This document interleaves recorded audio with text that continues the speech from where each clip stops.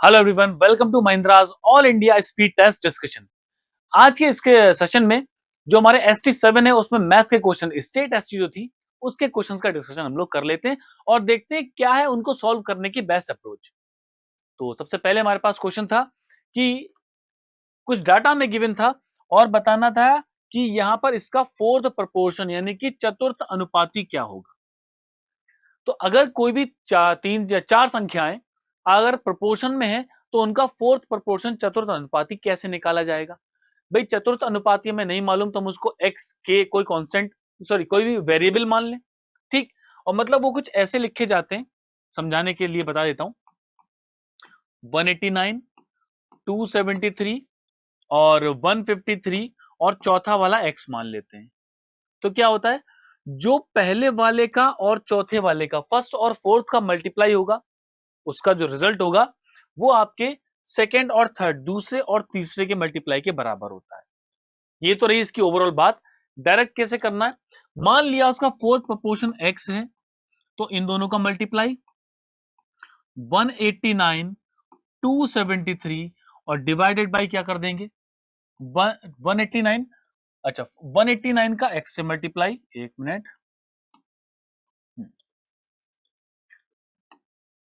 Fourth proportion में है तो 189 का एक्स से मल्टीप्लाई तो 189 आएगा आपके डिवाइड में, और ये सेकेंड और थर्ड है, दूसरा और तीसरा ये आ जाएंगे आपके गुणा में।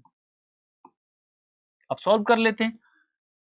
8 + 1 9, 9 + 9 18, 18 आया, 9 से कट जाएगा और ये तो होता ही है। तो 9 से डिवाइड करेंगे 21 और 9 से डिवाइड करेंगे 17 बार। 21 से भाग कर दे, 21 से कम 21, 6 21 3 63।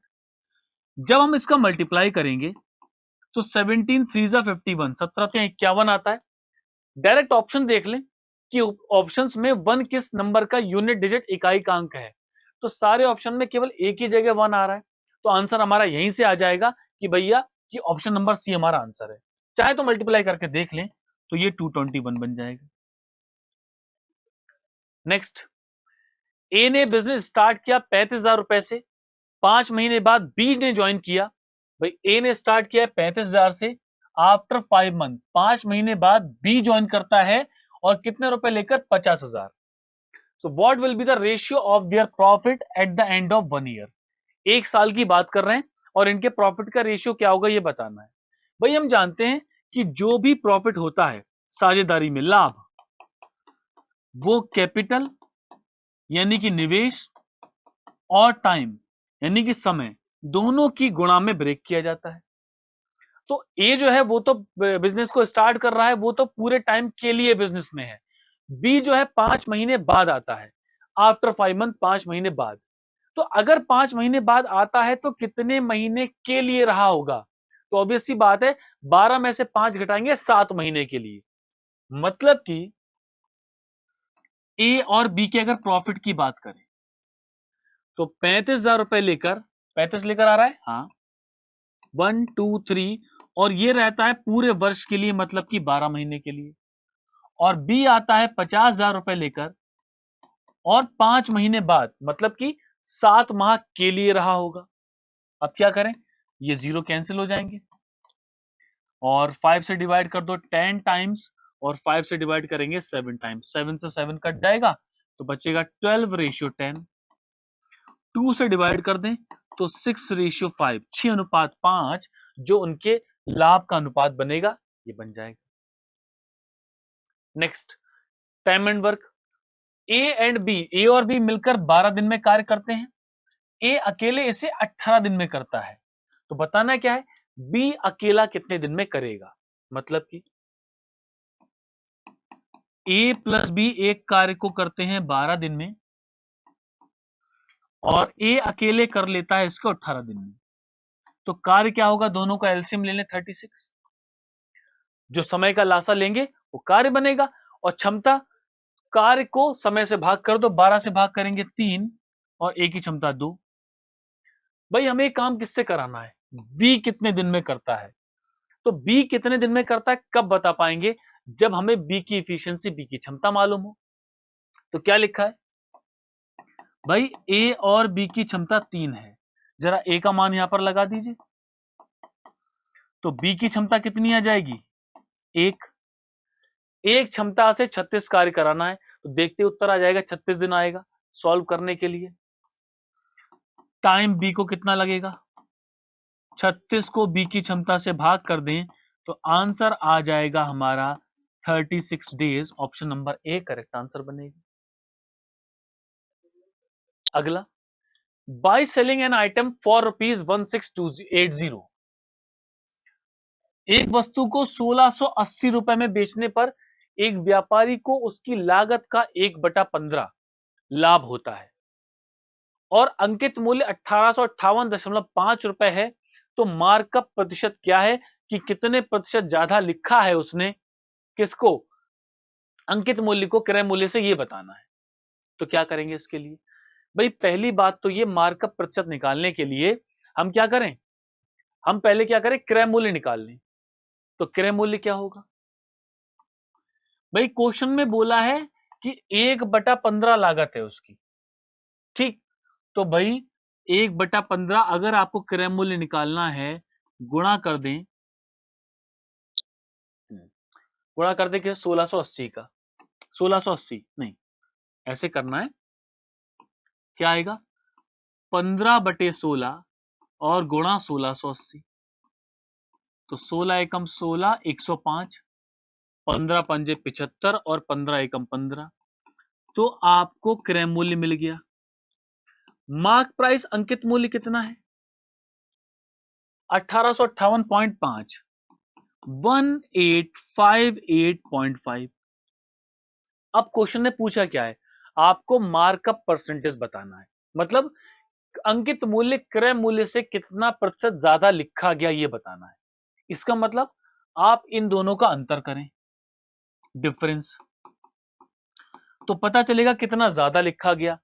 तो कैसे होगा, 75 में 25 जोड़ दो 1600, 1600 और 1800 में 200 का अंतर होता है, तो 200 एक तरफ आ गया, 25 और 58, 50 20 70 8 58 और 5 25 50 20 70 58 5 83, 283.5, इतना ज्यादा लिखा गया। अब ये कितना प्रतिशत ज्यादा है किससे, क्रय मूल्य से, तो प्रतिशतता कैसे निकालेंगे,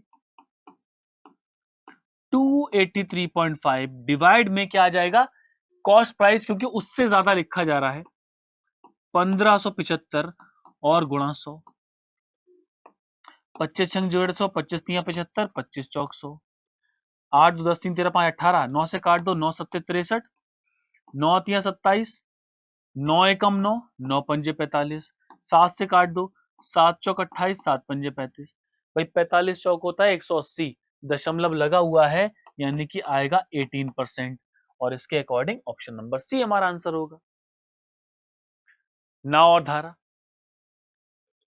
A boat covers 225 kilometre down stream in 15 hours, एक नाव धारा के अनुकूल अनुकूल 225 किलोमीटर 15 घंटे में जाती है, and 150 kilometre upstream in 15 hours, और 15 घंटे में, और धारा के प्रतिकूल 15 घंटे में 150 किलोमीटर जाती है।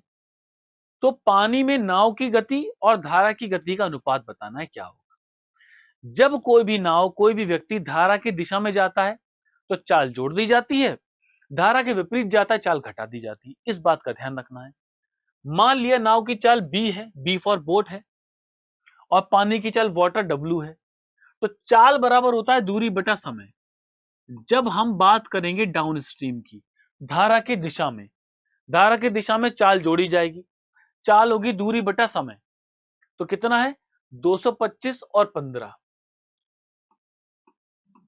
225 बटे 15 भाग कर दो, तो धारा की चाल और नाव की चाल का योग हो जाएगा आपका 15 15 225, समीकरण नंबर 1।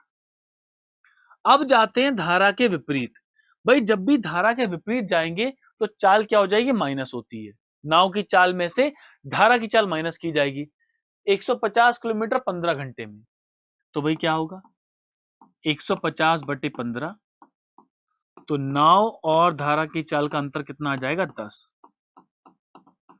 हालांकि हमें ये दो स्टेप लिखने की जरूरत नहीं है, इतना तो हम सवाल को देखकर ही कर सकते हैं, समझाने के लिए बताना पड़ा, लेकिन दो लिखने की जरूरत नहीं है, आवश्यकता नहीं है, सीधे इक्वेशन बन जाएगी। अब आपको बी यानी कि बोट नाव की चाल, डब्ल्यू वाटर पानी की चाल बतानी है। तो क्या करेंगे भाई, पहले दोनों समीकरण को जोड़ दीजिए। जोड़ने पर क्या होगा ये माइनस प्लस वाले कट जाएंगे, ठीक है, माइनस प्लस वाले कट जाएंगे तो यहां से कितना हो जाएगा 15 और 10, 225 किलोमीटर है, 15 15 225 आ जाएगा, ठीक। तो यहां से 2b बराबर कितना आ जाएगा हमारे पास 15 10 25। हमने क्या करा, दोनों को जोड़ा है 25। तो नाव की चाल कितनी आ जाएगी बच्चे 25/2। अब इसको समीकरण 1 या 2 में कहीं पर लगा दें तो हमें धारा की चाल मिल जाएगी। मान लिया समीकरण 1 में लगा देते हैं, माना समीकरण 1 में मान लगा दें, तो 25/2 प्लस पानी की चाल बराबर 15। तो पानी की चाल कितनी हो जाएगी 15 माइनस 25/2। तो 15 दूनी 30, पानी की चाल 5/2। किसका अनुपात पूछा है, नाव की गति और धारा, नाव कितना b, तो रेशियो 25/2 और धारा की गति कितनी आ गई 5/2। बच्चों 2 से 2 कट जाएगा, 5 से 5 बार काट देगा, तो आंसर आ जाएगा 5:1 और इसके आधार पर ऑप्शन संख्या सी हमारा उत्तर होगा। अगला सवाल, एक क्यूबॉइड यानी कि घनाभ है जिसकी विमा डायमेंशन हमें दे रखी है, इसको पिघलाया गया और क्या करा गया, दो समान आकार के घन यानी कि क्यूब बनाए गए। चलिए क्यूब बना दिए, तो घनाभ के पृष्ठ का क्षेत्रफल और दोनों घन के कुल पृष्ठ का क्षेत्रफल का अनुपात क्या होगा बताना है। क्यूबॉइड का सरफेस एरिया, ध्यान रखना सरफेस एरिया का मतलब भी टोटल सरफेस एरिया होता है, ठीक, वहां पर curve surface area lateral surface area नहीं लेते, ठीक, सरफेस एरिया लिखा है मतलब कि टोटल सरफेस एरिया, उनका अनुपात क्या होगा ये बताना है। एक बात तो ये समझें, जब हम किसी आकृति को पिघलाकर दूसरी आकृति बनाते हैं तो दोनों का आयतन बराबर होता है, पहली बात, मतलब कि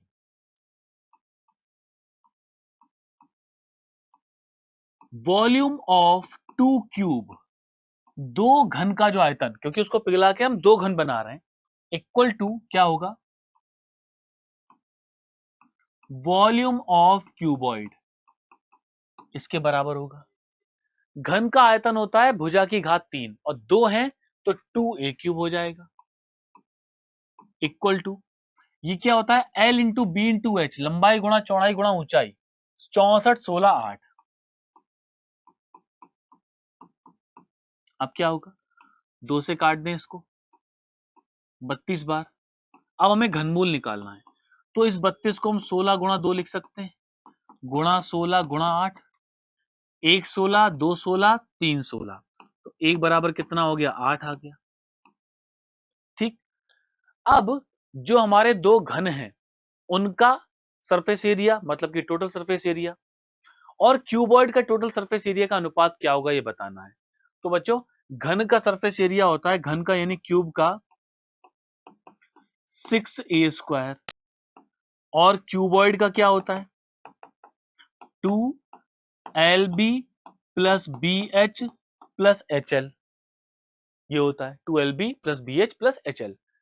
लगा दो भाई, और ध्यान रखना ये क्यूब है यहां पर दो है तो 6a² की 2 से गुणा करनी पड़ेगी, तो 2 गुणा 6 गुणा a² मतलब 16 का स्क्वायर, 2lb 64 गुणा 16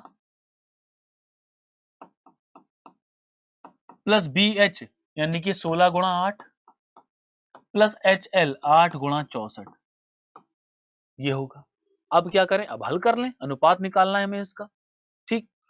अब यहां से रेशियो आ जाएगा, यहां पर रेशियो लिख लें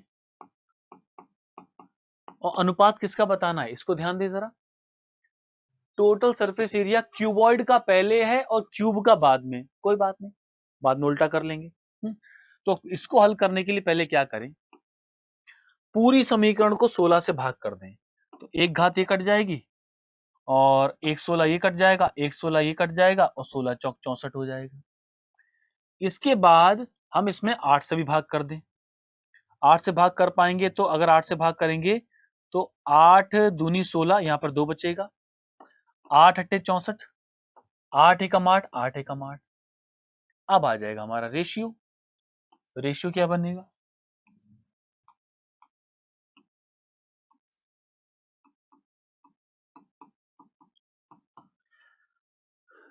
छह दूनी 12 और 12 दूनी 24। ये तो हो गया आपका 24 अनुपात। दो दो यहां पर है, 8 और 9 और 1 4 13, 2 गुणा 13, तो 2 से काट देंगे 12। ये जो मेरा अनुपात आया है ये क्यूब और क्यूबॉइड का आया है, और हमसे पूछा क्या गया है? क्यूबॉइड यानी कि घनाभ और क्यूब का। तो 13 अनुपात 12 हो जाएगा, उल्टा कर देंगे उसका। ऑप्शन संख्या बी हमारा आंसर बन जाएगा। अगला, एक परीक्षा में 92% छात्र उत्तीर्ण हुए और 480 फेल हुए।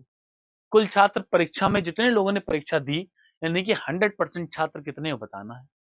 भाई 92% पास हुए तो सीधी सी बात है ये 8% फेल होंगे, क्योंकि एक क्लास में कुल छात्र आपके कितने होते हैं? 100%। 92 पास हुए तो 1% का मान कितना हो जाएगा आपका? 60। कुल छात्र किसी भी कक्षा में 100% होते हैं, तो 60 का 100 से मल्टीप्लाई कर दें, 6000 आ जाएगा। ऑप्शन संख्या ए हमारा आंसर बनेगा। अब 2700 रुपए 5 वर्षों में संयोजित ब्याज की दर से क्या होते हैं? 3600 हो जाते हैं। तो 15 वर्ष के अंत में धनराशि क्या होगी बतानी है।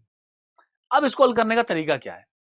ऐसे लिखिए, 2700 बन गए 3600। कब? ये अंतर था 5 वर्ष का। ठीक, तो एक बार जरा ये 3600 और 2700 का अनुपात बनाओ, कितना आएगा? 4/3। मतलब यहां से यहां तक पहुंचने में 5 वर्ष में इन्हें 4/3 हो गई है। तो अगले 5 वर्षों में क्या होगा? 3600 का आप 4/3 कर दीजिए, लिखने की भी जरूरत नहीं है, 1200 आएगा तो 4800 हो जाएगा। तो अगले 5 वर्षों में क्या होगा? 4/3, 16 चौक 64 उत्तर आ जाएगा हमारा, लिख के बता देता हूं। और 15 वर्ष हो जाएंगे, 5 5 और 5 ऐसे बढ़ाते चले जाओ, तो क्या होगा? 4800 गुणा 4/3, 1600। तो ये हो जाएगा आपका 6400। ऑप्शन संख्या ए हमारा उत्तर है। अगला, the product of two numbers is this. दो संख्याओं का गुणनफल दे रखा है, उनका लासा दे रखा है। हम जानते हैं दो संख्याओं का गुणनफल जो है लासा गुणा मासा होता है, तो सीधी सी बात मासा क्या हो जाएगा? दोनों संख्याओं का गुणनफल बटे लासा, 960। 24 चौक 96, 24 तिया 72, 24 दूनी 48, 4 से काट देंगे 80, और ये हमारा उत्तर ऑप्शन संख्या ये बन जाएगा। अब मिश्रण ए और बी में दूध और पानी का अनुपात दे रखा है, मतलब दो अलग अलग मिश्रण हमारे पास हैं, एक ए है और एक बी है। ये दूध और पानी, ये दूध और पानी का अनुपात है। यदि इन दोनों मिश्रणों को 2:3 में मिलाया जाए, तो एक चीज ध्यान रखना, ये अनुपात मिल्क और वाटर का है, ये अनुपात मिश्रण का है, ये मिल्क और वाटर का नहीं है। तो प्राणवी मिश्रण में दूध और पानी का अनुपात क्या होगा ये बताना है। अब देखें, मिल्क और वाटर, ए में कितना है? भाई ए में है हमारे पास 3 4, दूध 4। बी में कितना है? बी में है 5:9, 5:9। दोनों को मिलाया गया तब जाकर अनुपात क्या होगा ये बताना है। फाइनली अनुपात क्या होगा ये बताना है, ठीक है। अब इसमें एलिगेशन नहीं लगेगा, एलिगेशन में जिस अनुपात में मिलाया जाता है वो नहीं दे रखा होता। यहां पर जिस अनुपात में मिलाया गया है वो दे रखा है 2:3। 2:3 का मतलब क्या है? और ये 2:3 मैंने बोला था मिश्रण का अनुपात है, मतलब मिश्रण ए अनुपात मिश्रण बी बराबर 2:3 होगा। तो पहले क्या करेंगे भाई, कोई भी अनुपात बनाने के लिए सबसे आसान तरीका क्या है? सबसे पहले हम क्वांटिटीज मात्राओं को इक्वल करें। 3 और 4 कितना हो गया टोटल? 7। 5 और 9 कितना हो गया बच्चों? 14। ये दोनों बराबर करो तब जाकर हम अनुपात बना पाएंगे। तो पहला केस क्या है? मात्राओं को बराबर करो। यहां पर 2 से गुणा, पूरी समीकरण में 2 से गुणा। अब ये तो पहले से ही 14 है, तो उसको 14 क्या बनाएंगे? समझने के लिए लिख सकते हैं कि 1 से गुणा होगी। अनुपात बराबर हो गया। अब क्या करो? पहले वाले का कितना अनुपात था? 2:3। तो पहले वाली पूरी समीकरण में 2 की गुणा कर दें और दूसरी वाले में 3 की। सर ऊपर में 2 से, नीचे में 3 से गुणा क्यों की जा रही है? क्योंकि क्वेश्चन ने बोला है दोनों मिश्रण को 2:3 2:3 में मिलाया गया, इसीलिए। तो पहले वाले की 2 से गुणा और दूसरे वाले की 3 से गुणा। अब जोड़ो, मिल्क दूध, दूध के साथ जुड़ेगा, 3 दूनी 6 दूनी 12 प्लस 5 3 15, यानी कि ये हो जाएगा आपका 27। देखो तो जरा, एक ही जगह 27 है, ऑप्शन सी हमारा आंसर आ जाएगा। आगे का जोड़ने की जरूरत नहीं है, चाहे तो जोड़ सकते हैं। तो क्या होगा? 4 दूनी 8 दूनी 16, 4 दूनी 8 दूनी 16 और 3 नेम 27। 27 से 16 जोड़ दो, कितना हो जाएगा? 43। हमारा आंसर आ जाएगा 27:43। मिल्क मिल्क के साथ जुड़ेगा, इसको इसमें जोड़ दिया, इसको इसमें जोड़ दिया, हमारा आंसर आ जाएगा 27:43। तो ये हमारे ST7 के मैथ के क्वेश्चंस का जो सॉल्यूशंस थे। इसी तरह क्वेश्चंस को ट्राई करते रहें। All the best, thank you.